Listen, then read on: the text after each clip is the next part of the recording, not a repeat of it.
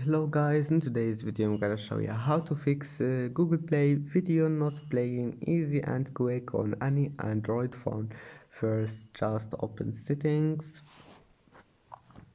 and now scroll down until you find here apps and then click apps again and now just type here drive